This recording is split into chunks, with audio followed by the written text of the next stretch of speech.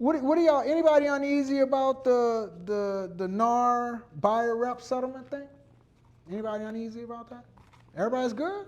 We agents who are both sides of the business. Gotcha. Man, that's great, man. That's wonderful because I'm getting a lot of people uptight about that. I don't see the difference. You know, really it's going to force agents to do what they should have been doing all the while. Well, not just working, but actually talking about commissions. You know, I mean, bottom line, you talk to your buyer and say, hey, I'm charging 3%. You're signing right here saying it now. My goal is to collect it from the seller, right? Now, when we're talking to sellers' agents, I'm gonna give y'all another nugget. Over 50%, hear me, 50, I'm sorry, over 80% of our buyers, hear me clearly, either request or require seller contributions. A seller's got to know that statistic. Over 80% either request or require seller contribution.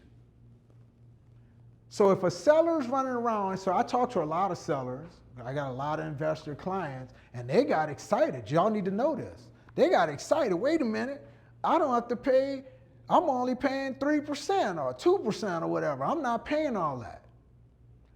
That sounds good, but you need buyers.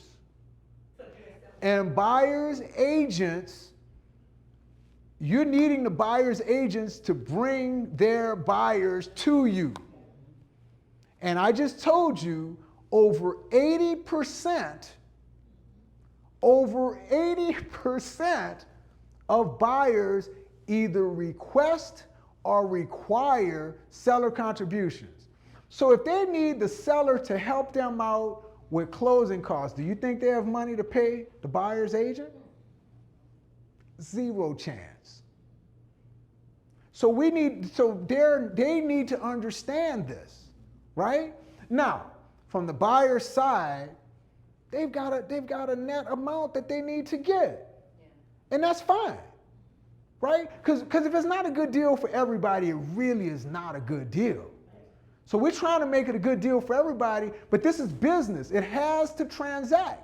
The business has to go forward.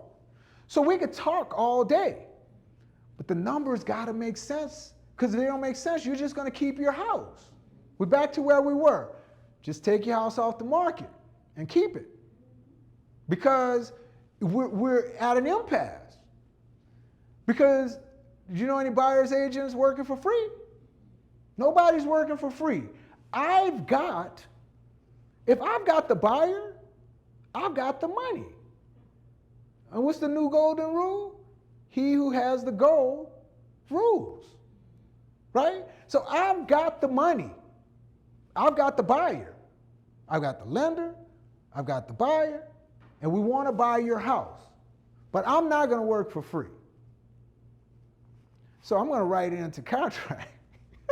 I'm done. I don't know what's everybody upset about. And understand this. Somebody say, what do you know? You're a lender. Well, I am a licensed realtor. I don't list or sell houses, but I'm a licensed realtor.